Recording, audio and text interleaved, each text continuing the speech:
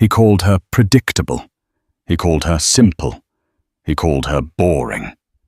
In the cutthroat world of New York high finance, CEO Sebastian Beaumont saw his wife Elara as nothing more than a quiet domestic accessory.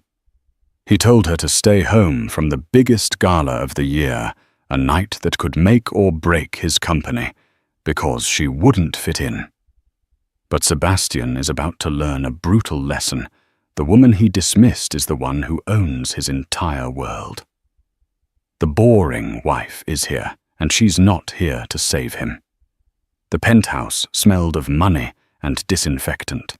Sunlight, cold and unforgiving, streamed through the floor-to-ceiling windows, catching the dust motes dancing over the white marble. It was the only uncontrolled thing in the entire apartment. Elara Beaumont watched them swirl her hand, frozen mid-motion, a simple ceramic mug clutched in her fingers. "Elara, are you even listening to me?" Sebastian's voice cut through the silence. It wasn't loud, but it had an edge, a polished impatience that had become the soundtrack of her marriage. Elara turned. Sebastian was standing by the chrome and glass dining table, knotting a silk Tom Ford tie. He was by any objective measure a handsome man. Dark hair, a sharp jaw, and the kind of restless, predatory energy that Wall Street mistook for genius. He was the CEO of Beaumont Dynamics, a tech logistics firm built on his charm and his father's connections. "I'm listening, Sebastian," she said. Her voice was soft, the one he expected. "The Vanguard Gala. You need the funding from Vance Capital." "I don't need it," he snapped, yanking the tie tighter. "It's a strategic partnership. Vance is the biggest whale in venture capital right now. This investment solidifies our new Asia expansion. It's vital, and that's why." He paused, giving her a slow, dismissive look. "You can't come." Elara's fingers tightened on the mug. "Oh, I wasn't aware I was invited." Sebastian laughed, a short, dry sound. "You weren't. This isn't one of your charity luncheons, darling. This is the big leagues. It's business, real business. You'd be bored. What would you even talk about, your sourdough starter?" He didn't wait for an answer. He strode over, plucked the mug from her hand, and set it down on the counter with a sharp clack. "And for God's sake, Elara, can you not wear that thing?" He gestured to her outfit. A simple, comfortable cashmere sweater in a muted beige paired with dark trousers. It was practical. It was her at-home uniform. "It's comfortable," she said quietly. "It's drab," he countered. "It's what my grandmother would wear, if she were still alive and had given up on life." He adjusted his cufflinks, the bespoke ones with the SB monogram. "I'm bringing Chloe, of course. She's been instrumental in the Vance proposal. She knows the language. She knows how to shine." Chloe Thorne, his vice president of marketing. Sleek, ambitious, and utterly contemptuous of Elara. Chloe, who wore tailored sheath dresses and smelled like expensive perfume and ambition. Chloe, who Sebastian had been working late with for the past 6 months. Elara felt the familiar cold knot tighten in her stomach, but her face remained a perfect placid mask. This was the bargain she had made. "Wasn't it, I'm sure she will be a great asset," Elara said, moving to pick up his discarded suit jacket from the back of a minimalist chair. She brushed a non-existent piece of lint from the shoulder. "You'll need your briefing notes for the 10 a.m. board call. They're on your desk next to your vitamins." Sebastian grunted, taking the jacket from her. "Right. See, this is what you're good at, Elara. The details, the home front. You keep my life running so I can go out and conquer the world. It's a partnership." He kissed the air somewhere near her cheek. "Don't wait up tonight.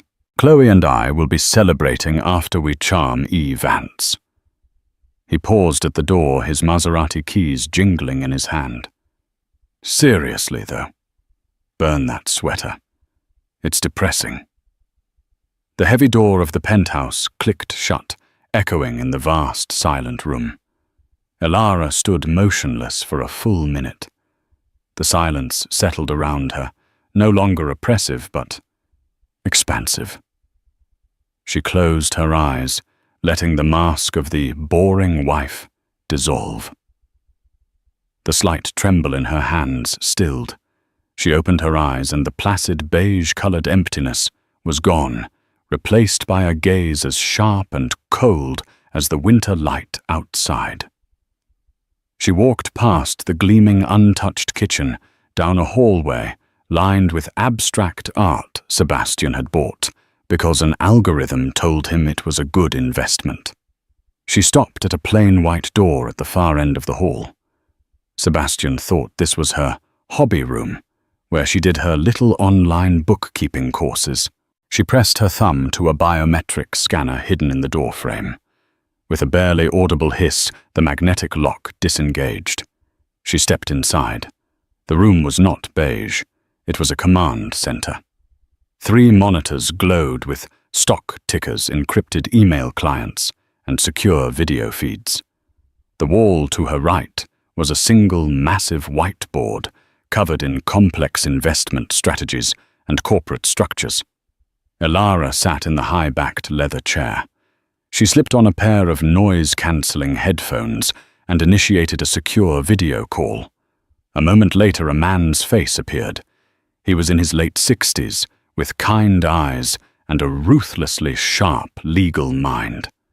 This was Arthur Pendleton, her chief counsel, and the only person on Earth who knew her entire story. "Good morning, Miss Vance," Arthur said, a small wry smile playing on his lips. "Or is it Mrs. Beaumont right now?" Elara unpinned her simple brown hair, letting it fall to her shoulders. It was, Sebastian had once noted, aggressively normal. "It's Miss Vance from now on, Arthur," she said, her voice dropping an octave, losing its breathy, accommodating quality. "Sebastian just left. He told me I was too boring to attend the gala tonight." Arthur sighed. "Elara, I have to ask you one last time. Are you absolutely certain about this? We can just decline the proposal. We can short his stock and be done with it. You don't have to go through with this performance." "A performance?" Elara leaned forward. "No, Arthur. This isn't a performance. It's due diligence. I've spent 5 years conducting due diligence on my marriage. Tonight, I'm simply presenting my findings." She tapped a key, bringing up the Beaumont Dynamics file. "He's taking Chloe Thorne as his date. He's planning to charm me." "The man's arrogance is staggering," Arthur muttered. "He's trying to secure a $100 million investment from a woman whose name he can't even be bothered to research because he's too busy mocking his own wife." "His arrogance is his weakness," Elara said. "It's what I counted on when I first met him. It's what's going to make this so effective." She looked at the file, her expression hardening. "Now let's go over the final proposal from Beaumont Dynamics, the one I received. I found some discrepancies, starting with the wire transfers to an unsecured shell corp in the Caymans, the one registered to Chloe Thorne." "Oh dear," Arthur said, though he didn't look surprised. "He's not just an idiot. He's a thief. He's a thief who's about to ask his primary victim for a loan." Elara said, a predatory glint in her eyes. "Get the team ready. Send the Alessia Bianchi gown to my private suite at the St. Regis. And Arthur, yes, Elara, have my security detail meet me at the service entrance." Sebastian is expecting a mouse tonight. Let's give him a dragon. Elara Vance was not born powerful, but she was born patient. Her father, Thomas Vance, had been a brilliant but reclusive software engineer. He'd built an encryption algorithm that became the quiet, unseen backbone of half the world's financial institutions. He lived in a cluttered house in Seattle, drank cheap beer, and cared little for the billions his patent generated. He cared even less for his daughter, whom he'd sent to a modest boarding school after her mother died, and then promptly forgot about. When Thomas Vance died, Elara was 24, working as a quiet research assistant at the New York Public Library. Her father, in a final act of detached pragmatism, left her everything. Not just the money, but the company Vance Cybernetics. Elara, who had spent her life being invisible, suddenly had the means to be anything but. But she'd seen what money did. She'd seen the sycophants, the sharks, the immediate fawning insincerity. She wanted just once to be chosen for herself. So she split her life in two. By day, she was Elara Beaumont. She met Sebastian at a low-key charity auction, one she had funded anonymously. He was charming, ambitious, and saw her as a pretty, pliable, old money girl with a small trust fund, just enough to be respectable, not enough to be intimidating. He loved her simplicity. He loved her uncomplicated nature. He loved that she wasn't a threat. They married. She played the part of the perfect, supportive, boring wife. She managed his homes in the Hamptons, and the city organized his social calendar and cultivated the very drabness he now openly mocked. By night in her locked office, she was E. Vance. She had taken her father's company and with Arthur Pendleton's guidance transformed it. She didn't just license the algorithm, she used its profits to build a venture capital empire, Vance Capital. She invested in disruptive tech, green energy, and biomedical research. She was ruthless, intuitive, and most importantly, completely anonymous. She never did photo ops. She never attended galas. Her board meetings were held via secure video link. E. Vance was a phantom, a ghost in the machine of high finance, known only by her terrifying success rate and her first initial. This gala, the Vanguard Gala, was an exception. It was ostensibly to support the New York Innovation Fund, but the true purpose was to announce Vance Capital's new $100 million tech incubator. It would be E. Vance's first ever public appearance. And it just so happened that the man desperate for that incubator's first investment was her own husband. The irony was so sharp, it could cut steel. In her command center, Elara reviewed the numbers. Sebastian wasn't just skimming, he was gutting his own company. The reports he'd sent to his board were fantasies, inflated projections, ghost clients, and accounting errors that all conveniently padded the bottom line. The real books, which Elara's team had hacked in under an hour, showed a company bleeding cash. The money he was siphoning to Chloe's Cayman account wasn't just bonus money. It was the payroll tax. He was robbing his own employees to fund his escape. This changed everything. Her original plan had been simple: attend the gala, reveal herself, decline his proposal, and file for divorce. A clean, devastating break. But this was criminal. This wasn't just a bad husband. It was fraud. "Arthur," she said, her voice clipped. "He's leveraged the entire company against this investment. If we pull out, Beaumont Dynamics collapses. The board will be wiped out, and the employees... He has over 800 employees, Arthur. They'll lose their pensions. His creditors will seize the assets. Arthur confirmed, his face grim. He's used the employee pension fund as collateral for a high-interest bridge loan from a particularly nasty hedge fund, Kratos Global. If he defaults, which he will, when you decline, Kratos will liquidate the company by Monday. Elara's hand clenched. This was the man who complained that his coffee was 2 degrees too cold. The man who had mocked her for suggesting they support a local food bank. He's not just sinking his own ship, he's locked his crew in the brig, she whispered. So what's the play? Arthur asked. We can't in good conscience invest. It's a black hole. But if we don't, 800 people are on the street. Elara looked at the whiteboard. Her mind, usually so quick and decisive, was struggling. This was the conflict. The CEO in her said, "Cut it loose. It's a bad investment. Protect your capital." But the woman she had been the quiet observer, the one who noticed the name of their doorman's sick child. The one Sebastian ignored, that woman recoiled. "No," she said, her decision crystallizing. "We're not investing in him. We're acquiring the company. Right out from under him." Arthur's eyebrows shot up. "That's aggressive. Kratos Global won't let it go cheap." "Kratos doesn't know we have this." Elara tapped the screen, showing the fraud evidence. "Sebastian's loan agreement with them is predicated on his financials being accurate. They are not. He defrauded them too. When they find out, they'll want to dump their position before the SEC freezes the assets. They'll be looking for a quick, quiet exit." "You want me to call Kratos?" Arthur asked, a slow, predatory smile matching her own. "I want you to call them an hour before the gala.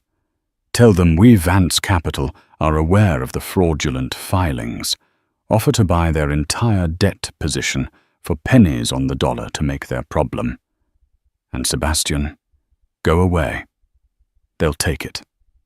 By the time I walk into that ballroom, Vance Capital won't be a potential investor.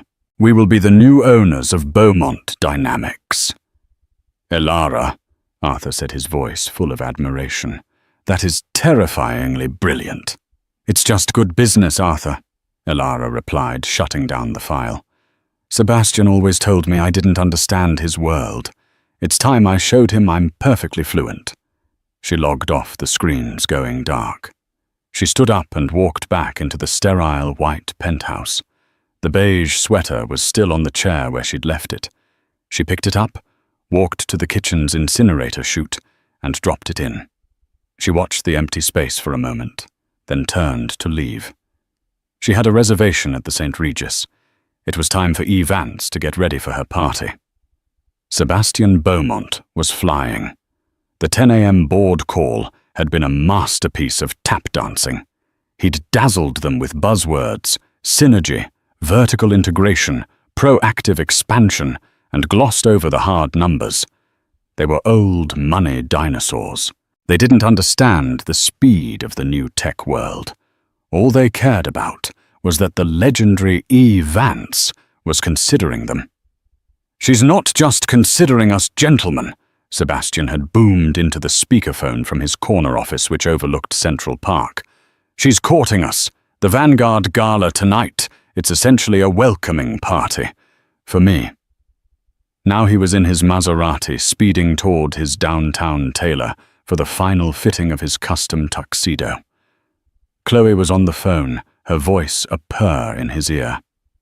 "It went perfectly, Seb," she said. "They're eating out of your hand. Old money is so trusting." "It's not about trust, it's about vision. I have it, they don't." He swerved around a taxi, eliciting an angry honk. "Did you book the reservation at Perse for 9 o'clock? 9 o'clock for 2, the special table." A pause. "What about her?" Sebastian rolled his eyes, even though she couldn't see him. "Elara." "What about her?" "She'll be at home, probably reading a book or alphabetizing the pantry. She's fine. She's happy for me.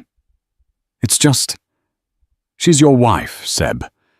Isn't it a little I don't know obvious that I'm on your arm at the biggest event of the year? It's smart, he corrected her. You're my VP. You did the work on the proposal. It shows a united front. Elara. God love her, she's a sweet girl, but she's not a shark. And tonight we are hunting. Besides, she hates these things. She gets all quiet and just stands there. It's embarrassing. Well, you look amazing, Chloe said. I saw the fabric swatch for your tux. That midnight blue is divine. I'll be in crimson. We'll be the talk of the town. We'll be the talk of Wall Street, Sebastian corrected her. Now I'm heading to the fitting. I'll see you at the St. Regis at 7. Don't be late. He hung up and tossed the phone onto the passenger seat. He glanced at himself in the rearview mirror, flashing a brilliant white smile. He was the king of the world. Tonight, he'd secure the 100 million, and in 6 months, he and Chloe would be on a beach in Monaco. Elara. Well, he'd leave her the penthouse. He wasn't a monster. Miles away in a private wing of the St. Regis that cost more per night than Sebastian's car. Elara's own preparations were underway. There was no beige. There was no drab.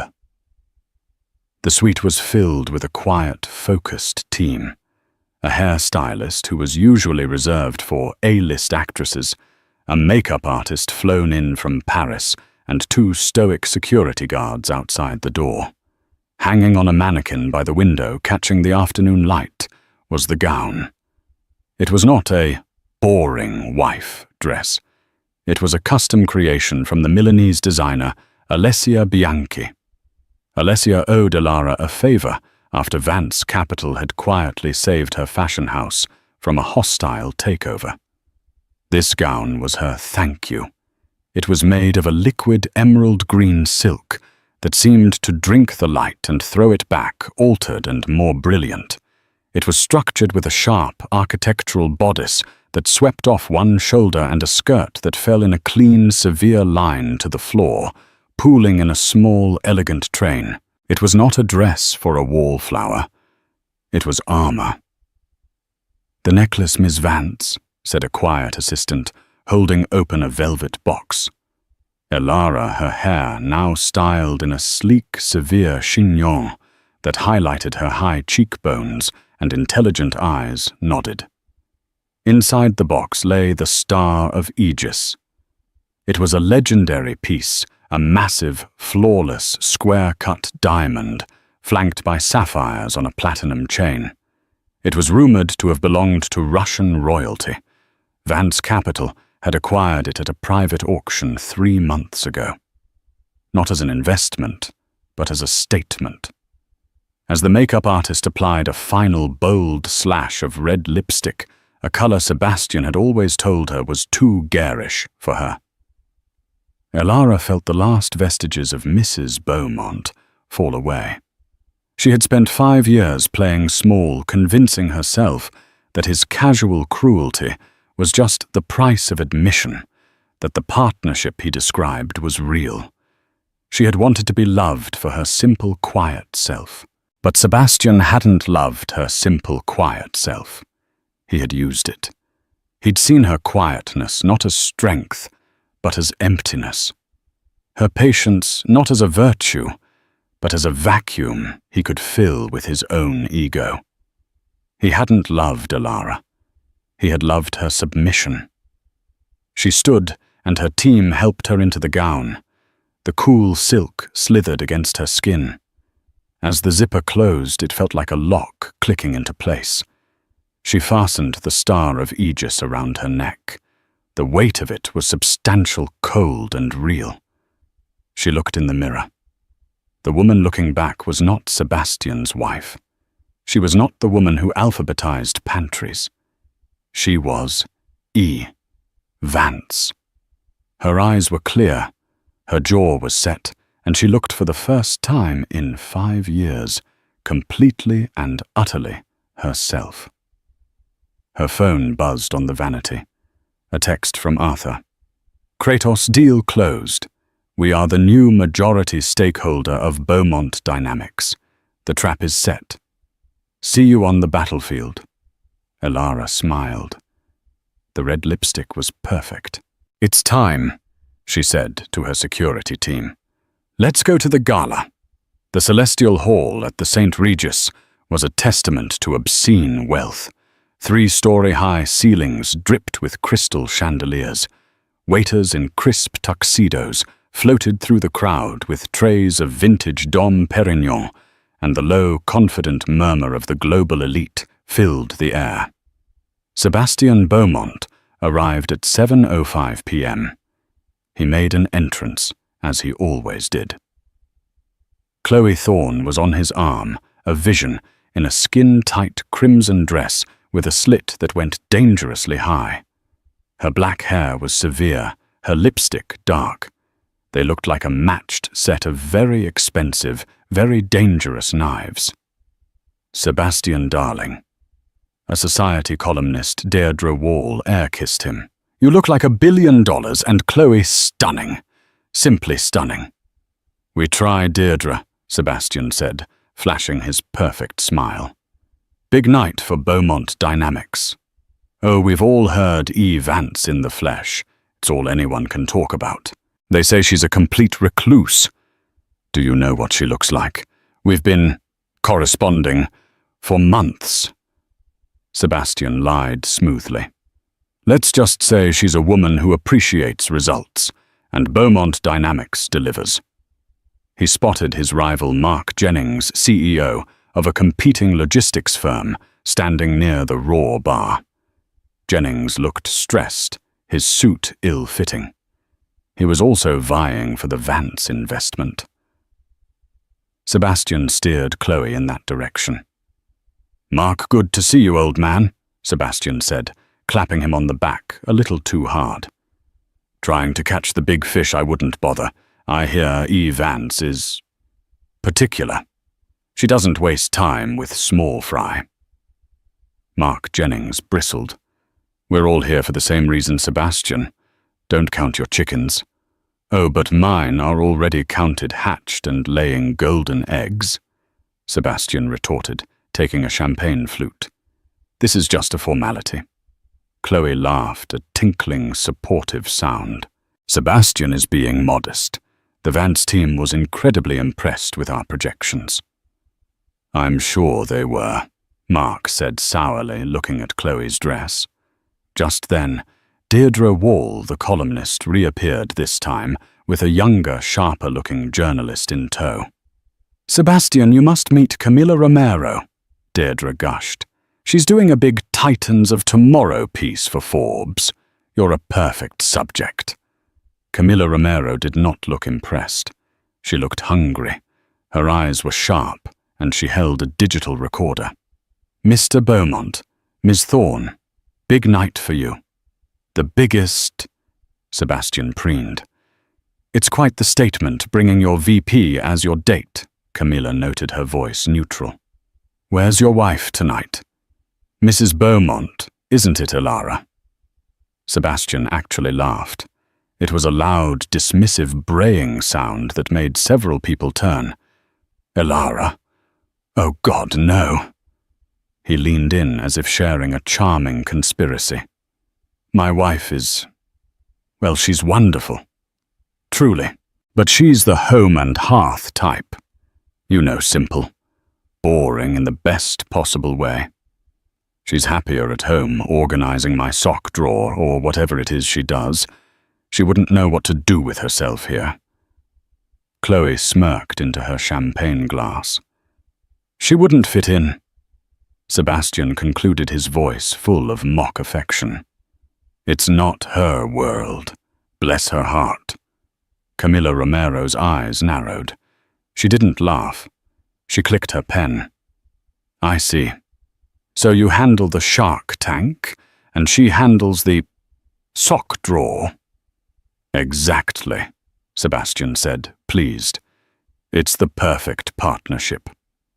"How traditional," Camilla said. Her recorder was still on. "It works for us," Sebastian said, already bored with the topic. "Now, if you'll excuse me, I see the head of the fund. We'll see you after the announcement." He and Chloe swept away a triumphant crimson and midnight blue streak, leaving Camila Romero standing there, a thoughtful, dangerous look on her face. They worked the room for another 20 minutes. Sebastian was at the absolute peak of his arrogance. He was shaking hands, making promises, and accepting congratulations for a deal that hadn't even happened. He felt invincible. At 7:30 p.m., the lights in the ballroom dimmed slightly. A string quartet, which had been playing Vivaldi, came to a halt. The low murmur of the crowd died down. The head of the New York Innovation Fund, a man named Gerald Weston, stepped up to the podium. "Good evening, everyone. Thank you for coming to the inaugural Vanguard Gala," Gerald began. "We are here to celebrate the future of technology, a future made possible by true visionaries. And tonight we are honored to be in the presence of one of the most visionary and famously private figures in modern finance." Sebastian nudged Chloe, a smug smile on his face. "This is it. Get ready. It is my profound honor," Gerald continued, "to introduce the benefactor of our new incubator, the founder and chief architect of Vance Capital. Ladies and gentlemen, making her first ever public appearance, please welcome Miss E. Vance." A single powerful spotlight hit the grand entrance at the top of the marble staircase. The room was so quiet, you could hear the clink of ice in a distant glass. Sebastian, Chloe, Mark Jennings, and the two journalists all turned their faces expectant, fixed on the top of the stairs. And then she appeared. The woman who stood at the top of the staircase was not a boring wife. She was a queen.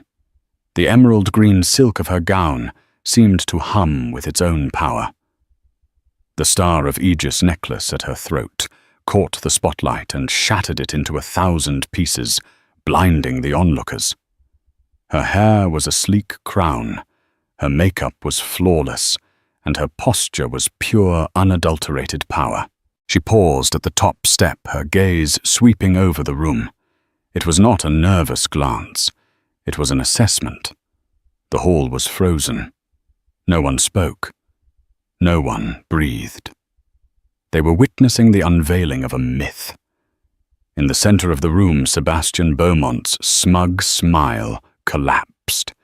His face went slack, his skin turning a sickly pale gray.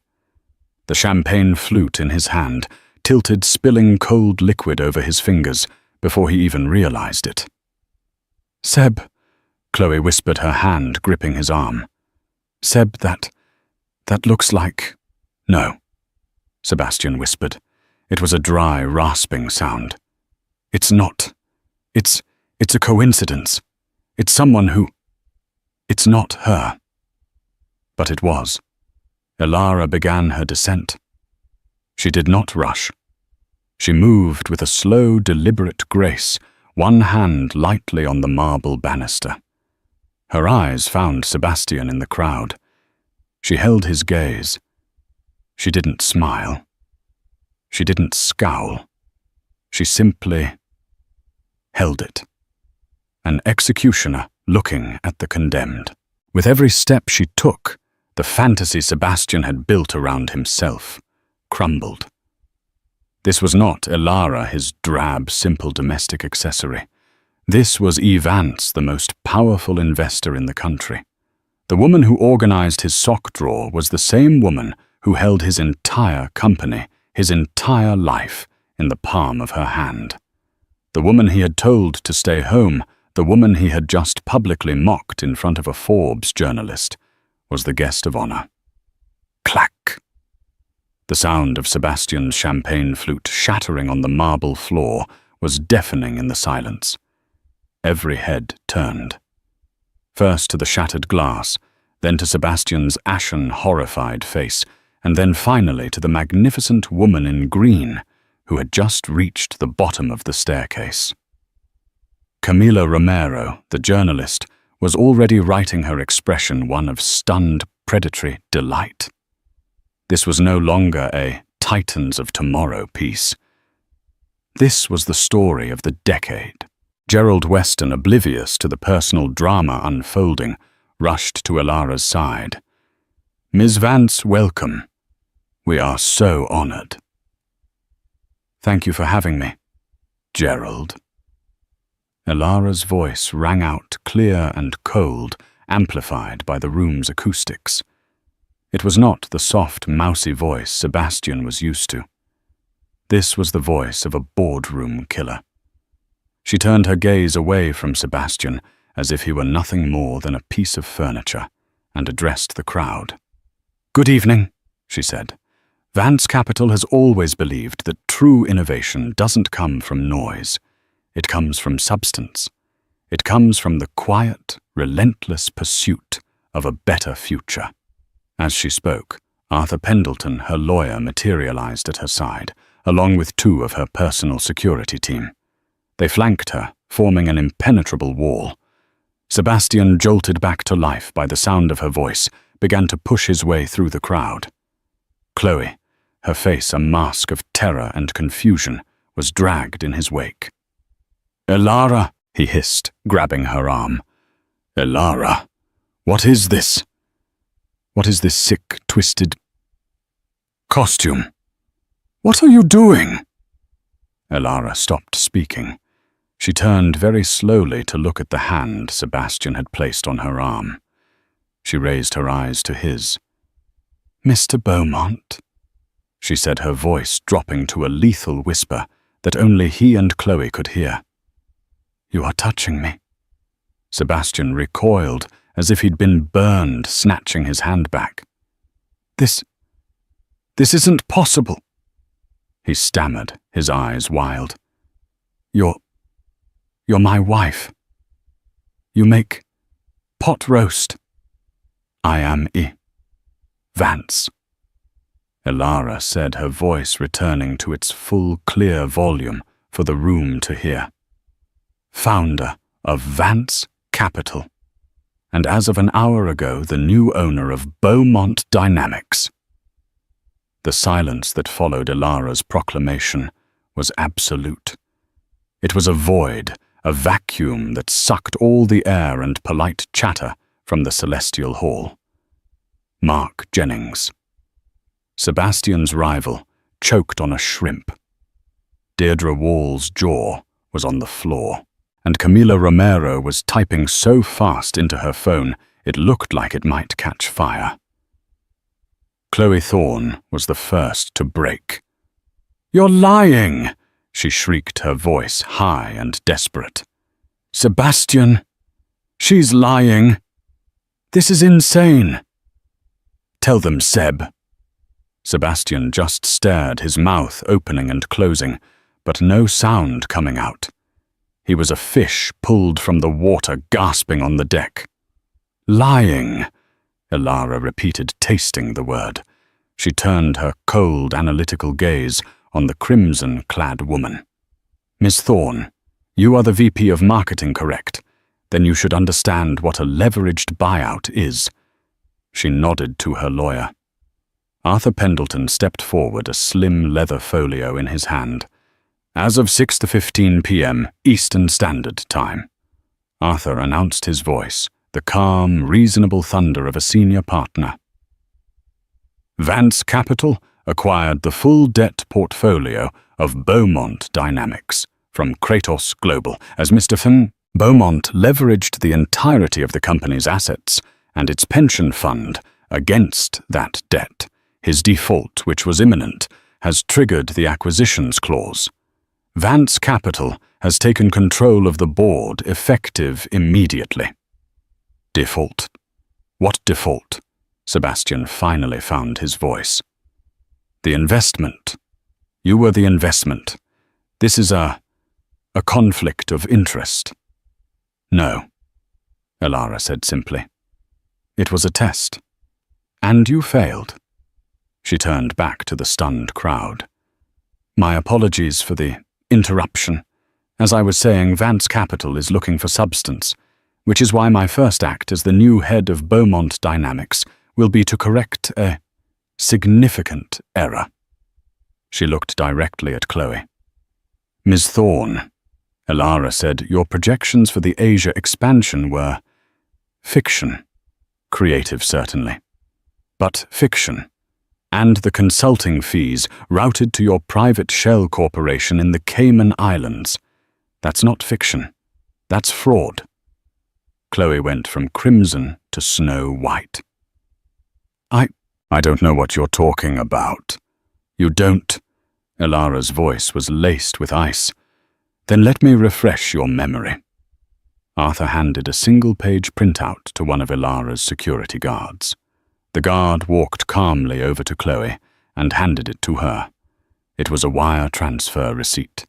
From Beaumont Dynamics to Thorne Consulting LLC, Grand Cayman, dated 2 days ago, for $2.5 million. Chloe looked at the paper, and a small, strangled sound escaped her. She wasn't a shark. She was just a remorer, and her shark was dying. Sebastian, Chloe whimpered, turning to him. Do something. Sebastian, however, was in his own private hell. He was looking at his wife, the woman he'd called boring, just hours ago, and seeing her for the first time. He saw the intelligence he'd mistaken for passivity. He saw the power he'd mistaken for dullness. And he saw the cold, righteous anger he had spent 5 years cultivating. Elara, please, he whispered, a word he hadn't used in his entire marriage. Please don't do this. Not here. We can talk about this. At home. We're married. Home, Elara said. You mean the penthouse that my father's company paid for? You mean the partnership where you mock me to journalists while you steal from your own employees? She gestured to Camila Romero, who was soaking up every word. That's right, Mr. Beaumont. I was standing right behind you at the bar. Bless her heart, I believe you said, the woman who organizes your sock drawer. A collective gasp went through the crowd. This was better than theater. Sebastian, Elara said, her voice final. You didn't just underestimate me. You mistook my patience for permission. You mistook my silence for stupidity. You thought I was your boring wife. She leaned in the star of Aegis, glittering dangerously. I am not your wife. I am your new boss. And your first and final act as CEO of my company will be to escort Miss Thorne out of this building. My security team will assist you. The 2 guards stepped forward. You can't do this, Sebastian roared, his facade of charm finally cracking, revealing the terrified, spoiled man underneath. I built that hair company, it's mine. You built it on lies, Elara countered, and you were about to abandon it. I am saving it. Now get out. You are trespassing. Sebastian looked wildly around the room. All his friends, his colleagues, everyone was staring. No one moved to help him. They looked at him with a mixture of pity-scorn, and from Mark Jennings, undisguised, rapturous glee. Defeated, humiliated, and utterly broken. Sebastian Beaumont turned. The 2 security guards fell in step on either side of him and Chloe. They were not touching them, but their presence was an iron wall. The entire gala watched as the CEO, who had arrived like a king, was marched ignominiously through the crowd past the raw bar and out the main doors, his crimson-clad mistress stumbling behind him. The heavy doors of the celestial hall thudded shut. A moment of stunned silence. Then Elara turned back to the podium, a small, satisfied smile on her face. Now, she said to the room at large, my apologies. Let's talk about the future of real innovation. The crowd didn't just applaud, they erupted. The gala ended, but the story was just beginning.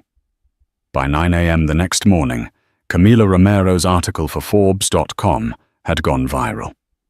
The headline was devastating: CEO mocked boring wife at gala hours before she was revealed as E. Vance, the secret investor who bought his company. The story included Sebastian's exact quotes about the sock drawer and, bless her heart, contrasted with the verbatim transcript of Elara's corporate execution. The stock market, which respects power and detests fraud, reacted instantly. When the market opened, Beaumont Dynamics stock, which Elara had just acquired, shot up 30% on news of new competent leadership. Sebastian, meanwhile, found himself in a world he didn't recognize. When he'd tried to return to the penthouse the night before, his key fob had glowed red. Denied. The doorman, the same one Sebastian had never bothered to learn the name of, had politely informed him that Ms. Vance had restricted all access. Now he was sitting in a sterile downtown coffee shop, staring at his phone, watching his life evaporate. He had 342 missed calls, mostly from angry board members, creditors, and his father. A man in a sharp, dark suit slid into the booth opposite him. It was Arthur Pendleton. "Sebastian," Arthur said, his tone polite. He placed a thick, leather-bound file on the table. "Elara Ms. Vance asked me to deliver these to you personally." "Where is she?" Sebastian rasped. "She can't just do this." "The prenup, I get half." Arthur sighed, as if explaining a complex topic to a very slow child. "Sebastian, you are in a great deal of trouble. So I will be very clear. Let's start with the prenup." He opened the file. "The 2020 prenuptial agreement, which you insisted upon, has a standard infidelity clause. A clause which you, well, shattered would be the operative term. We have receipts from Per Se, the St. Regis, and a jeweler in the Diamond District for one C. Thorne. All paid for with a joint marital account. That alone is enough to void your claim." Sebastian's face paled. "But," Arthur continued, "it gets worse. This," he tapped the file, "is the second document. Divorce papers. Elara has filed on grounds of adultery and fraud. She is not seeking alimony. She is, however, petitioning to have all assets acquired during the marriage, including the Hamptons house and the art collection, returned to her as they were purchased with funds she can prove were co-mingled from her private premarital accounts. She told me that was a small trust fund. Elara is a very private woman. You mistook her privacy for a lack of resources. A fatal error." Arthur slid a third document across the table. "This, however, is the one you should be most concerned with." Sebastian looked at it. It was a subpoena from the U.S. Securities and Exchange Commission. "The wire transfers to Ms. Thorne's shell company," Arthur explained. "The fraudulent projections you sent to the board, the Kratos Global loan which you secured using your employee's pension fund as collateral that Sebastian is highly illegal. The SEC is freezing your personal assets as of right now." Sebastian's phone vibrated. A bank alert. His checking account had been frozen. "Elara has already met with the new board of Beaumont Dynamics," Arthur said, standing up. "She presented them with two options. Either they cooperate fully with the SEC's investigation into you, or Vance Capital would dissolve the company and sell it for parts. They chose wisely." She's feeding me to the wolves," Sebastian whispered, horrified. "No," Arthur said, buttoning his jacket. "She's just opening the cage. You fed yourself. The fraudulent financials, the affair, the arrogance. Elara didn't do this to you, Sebastian. She just turned on the lights." Sebastian looked down at the papers. He was ruined. He had no company, no money, no wife, and he was likely going to prison. "Why?" he asked, his voice cracking. "Why did she stay 5 years? Why?" Arthur paused at the end of the booth. "You know, she asked me the same question once. She said she kept hoping you'd see her. The real her. That you'd stop looking past her, and one day just see. She wanted to be loved for who she was, not what she had." He put a $20 bill on the table. "For your coffee. It seems you're a little short on funds." Arthur walked out, leaving Sebastian Beaumont alone in the coffee shop, a titan of tomorrow who had just learned the most brutal lesson of all: never ever underestimate the boring wife. 6 months had passed. The 70th floor corner office, once Sebastian's dark cavern of mahogany narcissism and borrowed prestige, was unrecognizable. The heavy oppressive desk where he had practiced his boardroom king persona was gone, donated to a charity auction. In its place stood a long, sleek table of reclaimed pine and polished steel, a piece that was both beautiful and functional. The walls were no longer covered in abstract art he'd bought as investments. They were smart glass, currently displaying a live, transparent data feed of global shipping routes, green energy efficiency ratings, and cargo manifests. The company itself rebranded from Beaumont Dynamics to the simple, powerful Vance Logistics was breathing clean air for the first time. And in the center of it all, in a chair that valued ergonomic design over intimidation, sat Elara Vance.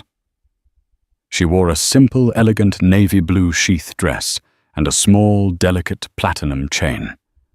The Star of Aegis was locked in a vault, its purpose as armor now fulfilled. Her hair was down, falling in its natural wave. She looked at peace, focused. She was not the purring Elara, a ghost in her own home. She was not the avenging angel in emerald silk. This was the woman who had been there all along, the one who built an empire in secret. This was just Elara. The audit had been brutal. Sebastian's genius had been a house of cards built on fraud, nepotism, and robbing his own employees' futures. Elara's first 2 months as owner had been a corporate triage. She fired Sebastian's entire inner circle of yes-men, the ones who had enabled his worst impulses. She fully restored the employee pension fund, a move that cost her 8 figures from her personal accounts, but instantly earned her the fierce, unwavering loyalty of her 800 employees. And she had promoted from within. There was a polite knock on her open door. "Ms. Vance, your 11 o'clock is here." "Thank you, Maria. Send him in." Maria Sanchez. Elara's new chief operating officer smiled and nodded. Maria had been a mid-level analyst in the accounting department for 10 years, repeatedly passed over for promotion by Sebastian, who on the rare occasion he mentioned her, called her that quiet numbers lady. Elara, in her first review of the books, had recognized Maria's brilliance and her neatly kept shadow ledger detailing Sebastian's financial crimes in under an hour. A moment later, Mark Jennings walked in. The former rival CEO looked like a different man. The stress was gone, his ill-fitting suit replaced by a sharp, tailored one. "Elara," he said, shaking her hand warmly. He no longer called her Ms. Vance. "Mark, good to see you. How is our new East Coast consortium?" "Thriving," he said, taking the seat opposite her. "Your buyout of Beaumont? Well, Vance Logistics. Now it was like lancing a boil. You didn't just save this company. You stabilized the entire sector. Our joint shipping lane initiative is already outperforming projections by 15%. He grinned. "Real projections, I mean, not the creative kind." We had good bones, Mark, and good people like Maria, who were just waiting for a chance to do their jobs properly. Sebastian was the only thing holding this place back. Well, to that, Mark raised an imaginary glass. I'm not just here for the logistics report, Elara. He paused, and for the first time, Elara saw the confident CEO replaced by a slightly nervous man. It was a fascinating and frankly endearing sight.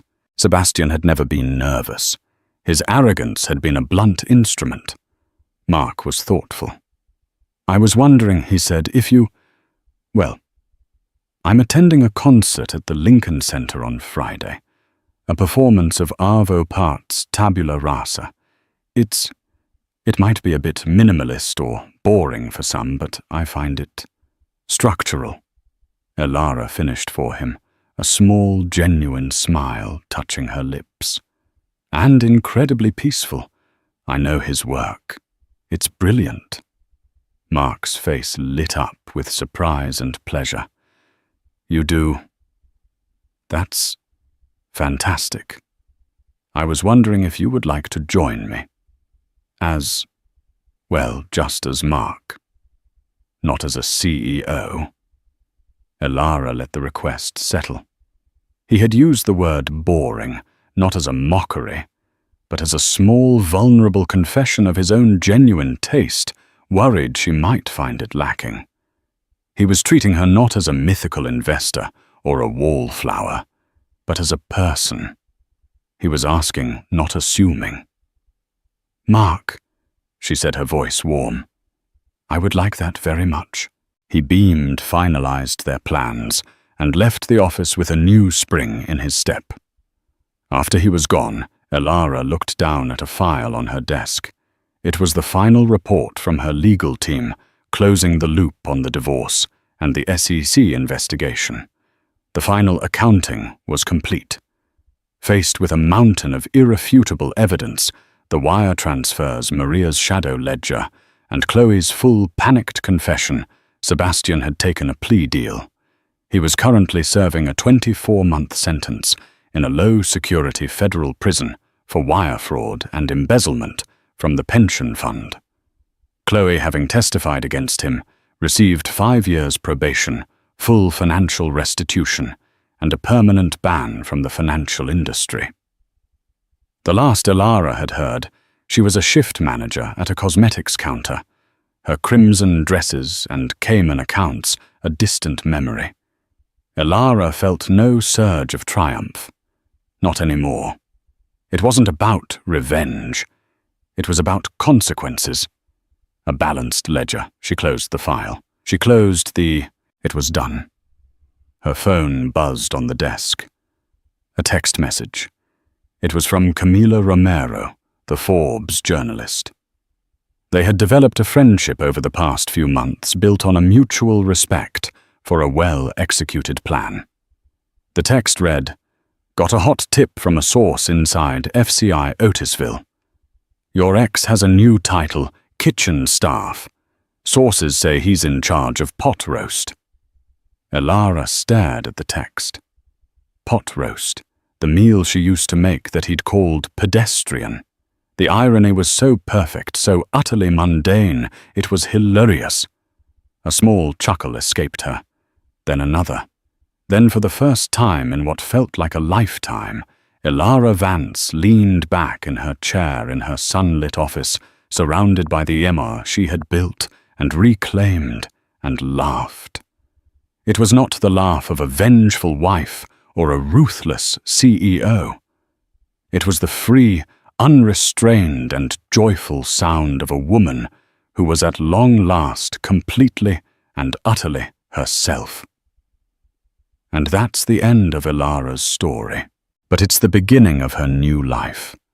She didn't just get revenge. She got her life back. She exposed a fraud, saved a company, and protected 800 jobs, all while taking out the trash. Elara's story is a powerful reminder that the people who are overlooked, the ones called quiet or simple, are often the ones with the most strength biding their time. The world is full of Sebastians who mistake kindness for weakness. But karma, as Elara proved, always has a plan. What did you think of Elara's reveal? Was it the perfect payback? Let me know your favorite part in the comments below. Your support is everything to this channel. So please don't forget to like this video, share it with someone who needs a good karma story, and definitely hit that subscribe button. Thank you for listening.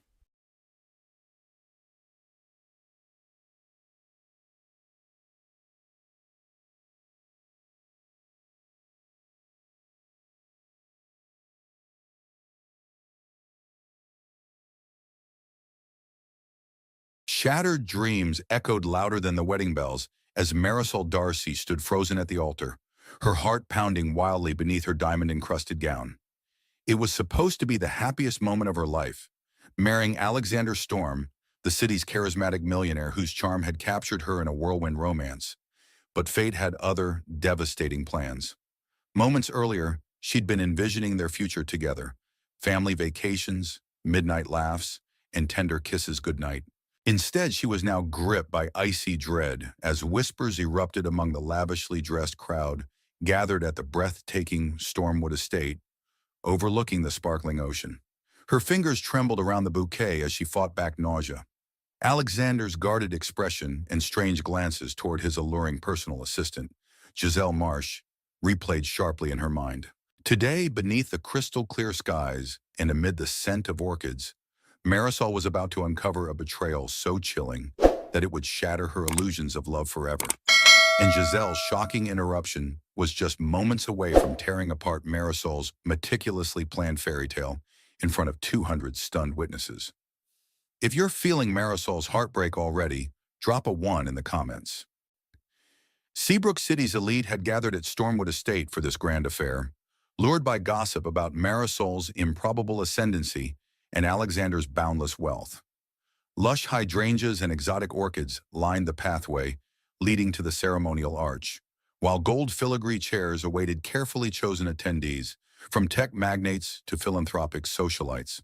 A hush spread over the audience the second Marisol began her walk down the aisle. Her arm gently looped through her uncle Andres's, her stand-in father figure since childhood. Soft rays of sunlight set the ocean ablaze with copper hues, matching the optimism she had forced herself to feel. Yet her nerves hummed with disquieting tension. Only a week ago, she had caught Giselle slipping into Alexander's office late at night, carrying a folder labeled Top Priority, Honorm. When Marisol asked Alexander about it the next morning, he simply kissed her on the forehead and brushed it off as urgent business. That same afternoon, Marisol received a cryptic text from an unknown number. "He's deceiving you. Ask about the debt." Anxiety knotted in her stomach, but she tried to push it aside. Everyone told her not to let pre-wedding paranoia ruin a day she dreamed of since she was a starry-eyed teenager. Standing at the foot of the floral arch, Marisol took a quick inventory of Alexander's face. The handsome jawline, the radiant smile, those deep blue eyes that once sparkled with genuine warmth. But that morning they looked guarded. A subtle flicker of discomfort flashed across them when he pulled Marisol in for a quick embrace. Before she could make sense of that look, the officiant cleared his throat, beginning a solemn invocation about unity and lifelong devotion. Every detail of the ceremony was picture perfect. Rose petals drifting down like confetti, the melodic harp weaving through the hush, soft breezes carrying the scent of lilac over the guests. But beneath that meticulous perfection, Marisol's heart pounded with the dread that something was about to crumble. She had no inkling of just how catastrophic the betrayal would be, or how spectacularly her perfect moment would unravel. Comment 1 if you feel Marisol's tension, or 2 if you think she's worrying too much. The officiant, the silver-haired Reverend Tobias Gale, began leading the couple through the marriage vows. Alexander's voice was smooth, practiced. He spoke of destiny and fated love, recalling their first encounter, a mesmerizing dance under crystal chandeliers at the charity gala. Listening to him recount that magical moment was like tasting bittersweet chocolate, sweet for the memory, bitter for the words now weighted with possible deceit Marisol, he said, gripping her hands more firmly than usual, you gave me hope, love, and laughter when I needed it most. I promise to be your rock, your light, and your greatest supporter. Marisol couldn't deny the pull of emotion welling inside. Tears, genuine or not, glistened in Alexander's eyes. For a fleeting second, she dared to believe that maybe her doubts were baseless, a product of fear overshadowing what was genuinely good. She looked past Alexander's shoulder at her best friend, Serena Moretti, whose own eyes were watering. Serena offered a shaky smile, urging Marisol to trust her heart. Then from the back row of chairs, a stifled commotion. Marisol barely had time to glance around before Giselle stepped out into the aisle. The entire gathering seemed to freeze in an instant, all eyes fixated on a woman who had no business interrupting the ceremony. Giselle's face was ghost pale. Her fingers trembled around a thin envelope, and her voice quavered as she shouted, "Alex, stop! This can't go on!" A stunned ripple tore through the guests. Phones shot into the air, capturing the drama as if it were a scene on a soap opera set. The officiant's mouth opened in confusion, the prepared script useless now. Marisol's lungs constricted, chest going tight with dread. She had never seen Giselle so distraught, and she didn't miss the brief flash of terror in Alexander's eyes. He took an urgent step forward, trying to quiet Giselle, but it was too late. She spilled secrets that cracked wide the carefully curated facade of devotion. Everyone leaned in as Giselle made her revelations, words that would leave Marisol's dream in shards at her bejeweled feet. "I'm so sorry, Marisol," Giselle began, her voice wavering, "but I can't keep his secret any longer. Alexander," she inhaled sharply, "he's been using you." A collective gasp rippled through the estate grounds. Chairs creaked as guests leaned forward, straining to catch every syllable. Alexander's features twisted in alarm, a silent command for Giselle to hush up, but Giselle pressed on. "He never planned to go through with this as a real marriage," she declared. "He needs an heir, someone to satisfy the Storm family trust stipulations. If he doesn't have a child by year's end, he loses everything.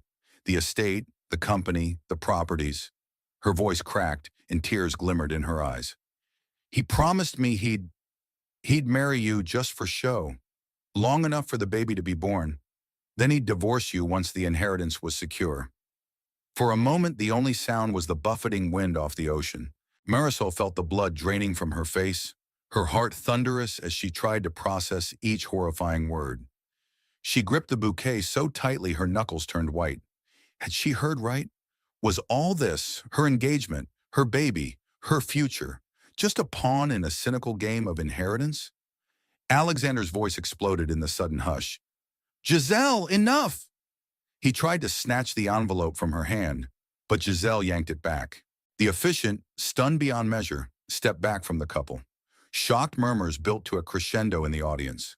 Phones continued to record every angle of Marisol's devastation. At last, Marisol found her voice, unsteady but resolute. "Is that true?" she demanded, turning to Alexander, tears welling in her eyes. "Is this baby nothing but your ticket to a fortune?" Alexander's eyes darted around wildly, looking for a way to contain the damage. He opened his mouth, then shut it, unable to form the lies fast enough. His hesitation was all the confirmation Marisol needed. Pain erupted in her chest, a raw, searing ache that overshadowed every moment of happiness they'd ever shared. Take a breath, everyone. How do you think Marisol should respond? Share your thoughts in the comments. Marisol felt an almost out-of-body sensation as she let the bouquet tumble from her fingers onto the polished aisle, petals scattering in all directions. A stunned hush enveloped the crowd, and even the gulls circling overhead seemed to quiet. She glared at Alexander, tears blurring her vision. "You used me," she hissed. "You made me believe we had a real chance at love. And all this time I was just part of some business deal for your precious inheritance?" Alexander's expression shifted from panic to desperation. "It's not what it looks like," he insisted, attempting to grab her hands. "Yes, the inheritance plays a part, but I do—" "You what?" Marisol interjected bitterly. "You love me? Save it!" Her rage was volcanic. She pictured the countless nights she'd stayed up dreaming of a future together, the nights they'd spent discussing baby names, the illusions of trust and partnership. Now it all lay in ruins, exposed in front of everyone she knew. Some members of the wedding party tried to intervene. Her uncle Andres and best friend Serena stepped forward, concern etched across their faces. Serena tried to console her with a trembling arm around her shoulder, but Marisol shook her head. She wasn't ready to be consoled. She was consumed by heartbreak, anger, and the humiliating realization that her fiancé was a fraud. A string of curses erupted from a guest in the front row. Cameras continued to click, capturing Marisol's tear-streaked face and Alexander's silent panic. In the distance, estate security hurried toward the scene, presumably to usher Giselle away. But Giselle refused to be silenced, holding up the envelope defiantly. "This contains the letters, the phone logs, the evidence of everything he's done," she spat. "I've had enough." Marisol had once heard that heartbreak felt like drowning. Now she understood. Her breath grew shallow, her head light. Yet something deep inside urged her to act. With a trembling hand, she reached up, unclasped her veil, and tore it away from her hair. Gasps spread across the garden as Marisol discarded the shimmering veil, a powerful symbol of innocence now sullied by lies. She shoved it into Alexander's chest.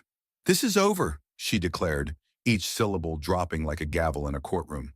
"I don't care about the vows, the flowers, the guests, or your money. I refuse to be part of this charade." Alexander opened his mouth, then closed it, his face reflecting the downfall of a carefully orchestrated scheme. He tried again, voice shaky. "Marisol, wait."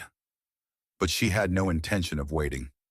Turning, she began a deliberate walk back down the aisle, ignoring the stunned expressions on faces once filled with congratulatory smiles.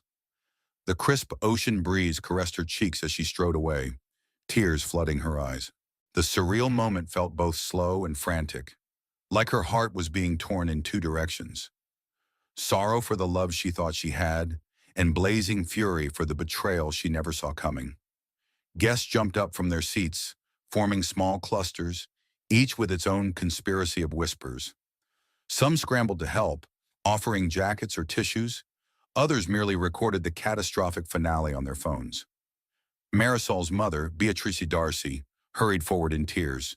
"My darling, come with me," she murmured, ushering her devastated daughter toward the estate's side entrance. Behind them, Alexander flailed in a frantic attempt to salvage the wreckage. He demanded security remove Giselle from the property, but Giselle stood her ground. "You made me your accomplice in this twisted plan," she shot back, voice shaking with a mixture of rage and sorrow. "I loved you, Alex, but I can't keep lying. Not when another life is involved." Cameras captured the entire exchange. The hush of disbelief soon morphed into a storm of chatter. Reporters who had come expecting a socialite wedding scurried to broadcast the meltdown. By the time Marisol and her mother reached the estate's interior, she could already see tabloids running headlines in her mind. "Pregnant bride betrayed at altar, millionaire's secret heir scheme." Hey everyone, if you're still with us, give a quick 3 in the chat to show you're hooked, or 4 if you need a break from the drama. Inside the mansion's private quarters, Marisol collapsed onto a velvet chaise, her once pristine gown now crumpled around her ankles. She heard muffled sobs and realized, with some shock, that they were her own. Beatrice guided her daughter's trembling hands to a glass of water. "Sip, darling," she coaxed. "You need to steady yourself." Marisol tried, but swallowing felt like a monumental task. She heard the rattle of the crystal chandelier overhead, or maybe it was the quiver of her own frazzled nerves. She thought of the baby growing inside her, suddenly aware of the magnitude of stress that was coursing through her body.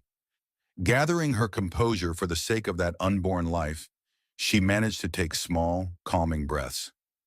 Through the tall windows, she saw Alexander pacing the garden, flanked by security and the scattered remains of wedding decorations.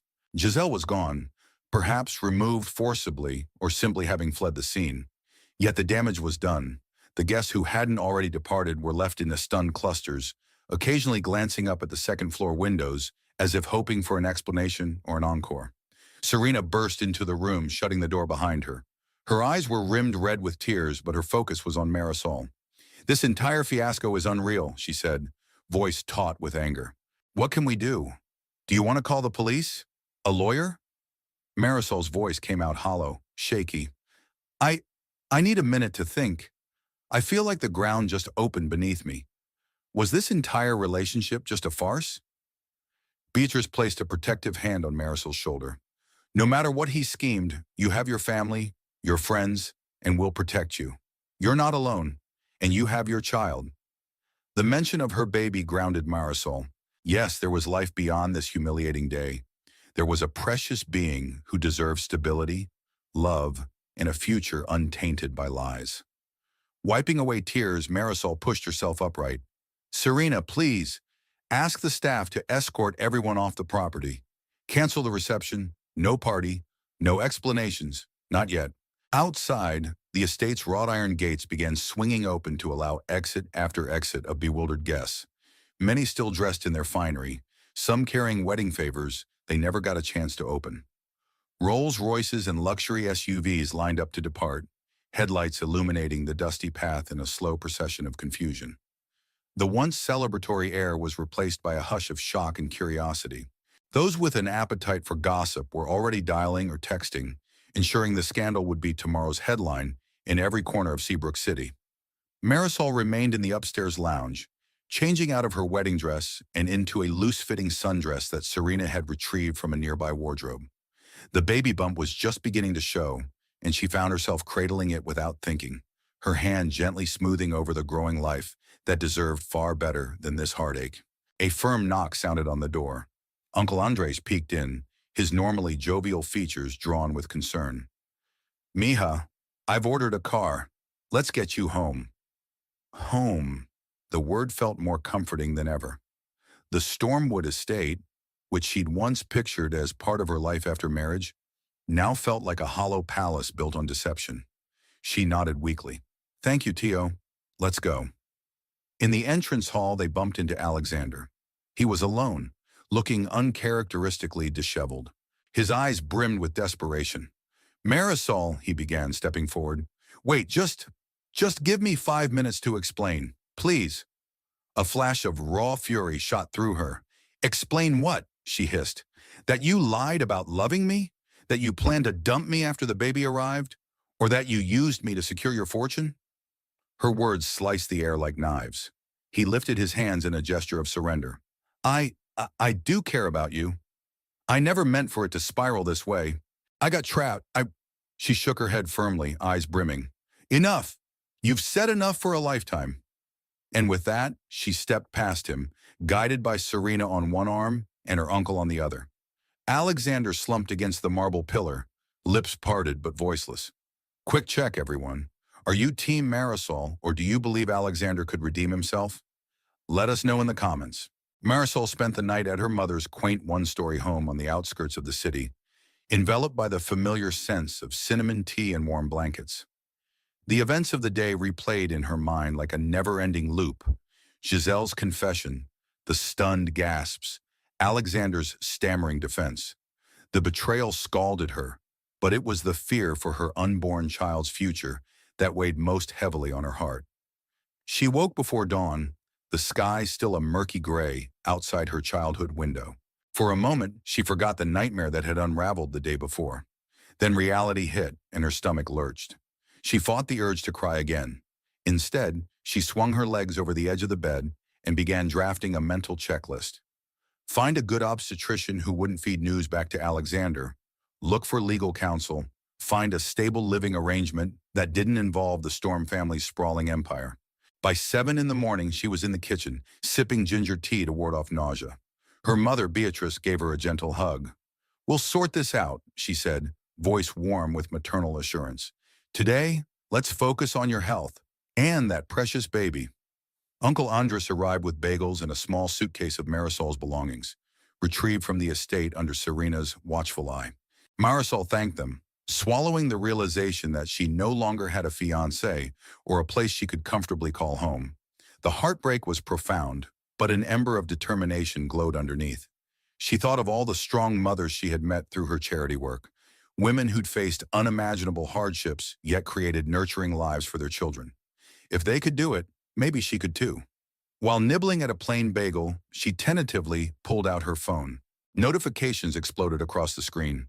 Missed calls from unknown numbers, messages from coworkers, and an ocean of texts from acquaintances offering pity and condemnation in equal measure. With a shaky breath, she silenced the phone and set it aside. She needed a plan, one that put her and her baby first. By midday, Marisol found herself sitting in the stately office of Bianca Alvarez, a formidable family law attorney recommended by a friend. The building was modern with steel and glass architecture, a world away from the romantic fantasies of the wedding that never was. Marisol settled into a leather chair, scanning the diplomas on the wall. Harvard Law, top accolades, multiple awards for high-profile cases. She knew she had come to the right place. Bianca entered, extending a warm handshake. "I'm sorry you're here under such distressing circumstances," she began, "but let's see how we can protect your rights and your child's." The attorney listened intently as Marisol recounted the fiasco, starting from Alexander's elaborate proposal right down to Giselle's public confession. When she finished, Bianca steepled her fingers, thinking aloud. "If he was using you for financial gain, we can argue fraud. Any prenuptial agreement might be invalid if it was based on deception." Marisol fiddled with the hem of her sleeve. "We didn't formally sign any prenuptial papers, but Alexander's lawyers hinted it would be necessary before the wedding. Now that the wedding is off, I don't even know what legal ground I stand on." "His wealth doesn't negate his responsibilities," Bianca reassured. "You're carrying his child. If it comes to a paternity test, you can demand child support, medical coverage, and more. If he tries to challenge custody, we have ammunition. His scheme alone demonstrates bad faith. No judge will look kindly on a father who openly manipulated the mother for inheritance." A mixture of relief and anxiety washed over Marisol. The gravity of her new reality sank in. She was about to embark on what could be a harrowing legal battle, with the father of her child as the adversary.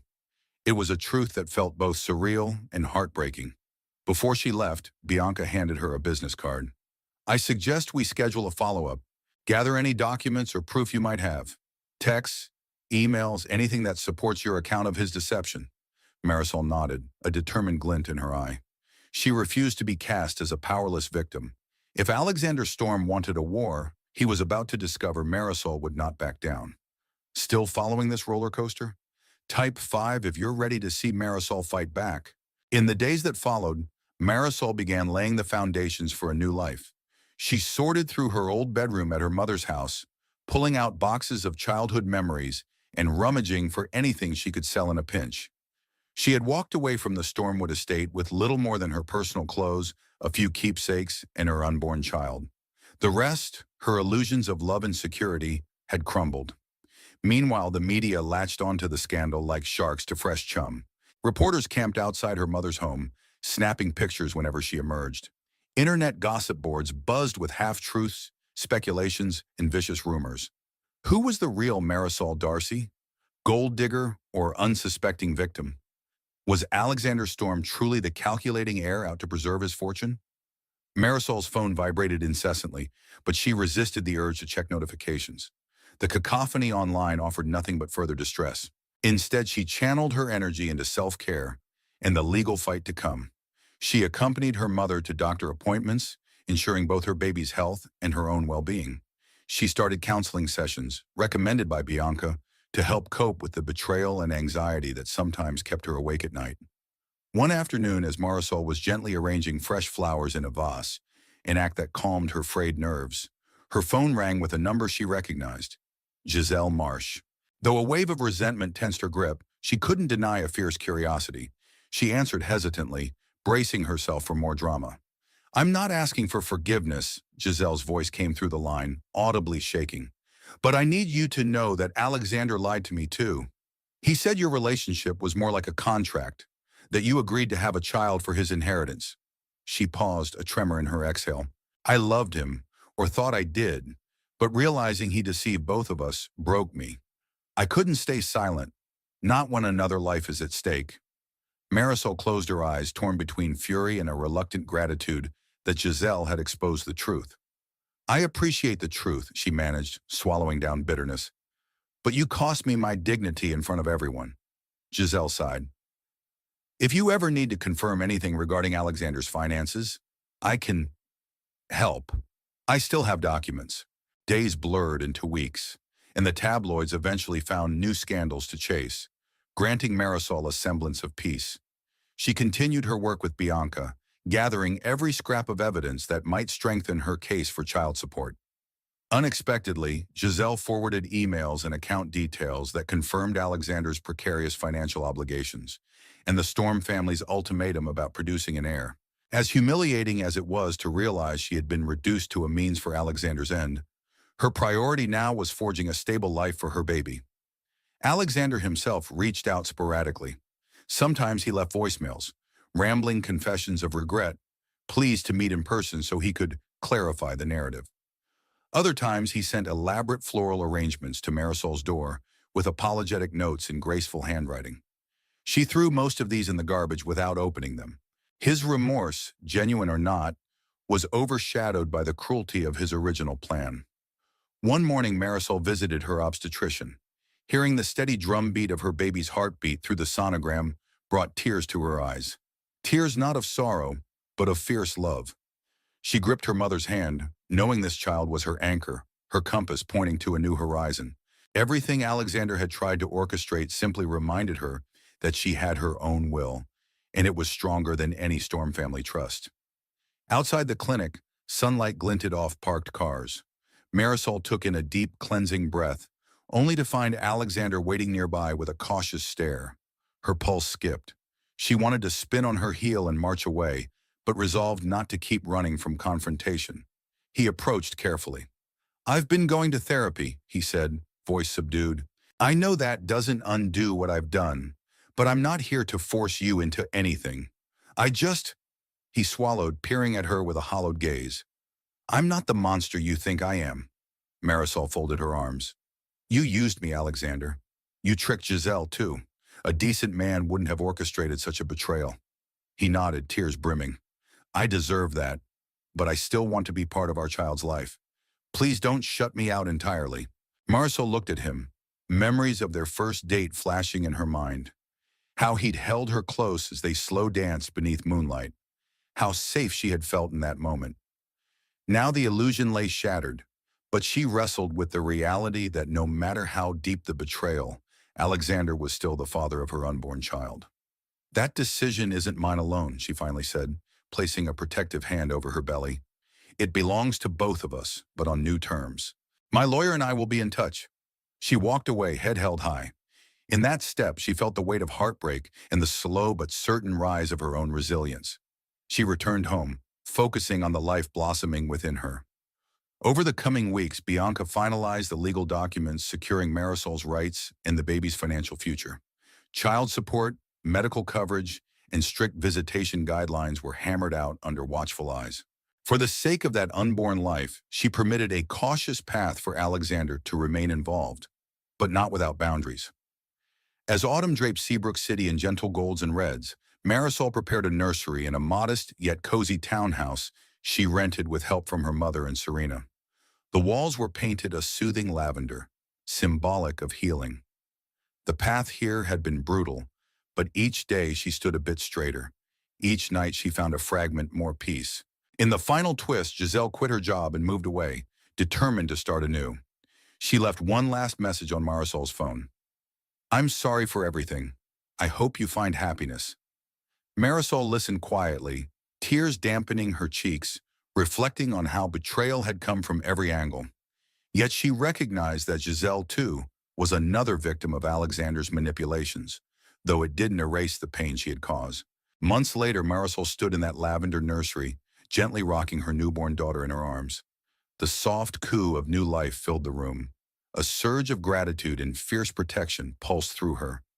The scars from her wedding day betrayal had begun to heal, replaced by a mother's resolve and a vow to guard her child's future at all costs. She had canceled a wedding built on lies, but in doing so, she claimed a far deeper truth, her own strength. Thank you for journeying through this emotionally charged tale of heartbreak, empowerment, and renewal. If Marisol's courage resonates with you, consider sharing this story with someone who needs a reminder that resilience can grow from the darkest of betrayals. Let us know in the comments. Would you have handled Alexander's plea for forgiveness differently? Don't forget to like and subscribe for more stories that cut to the core of human triumph and tribulation. Drop a final heart emoji or a supportive word if you've been moved by Marisol's journey. Your feedback keeps these stories alive.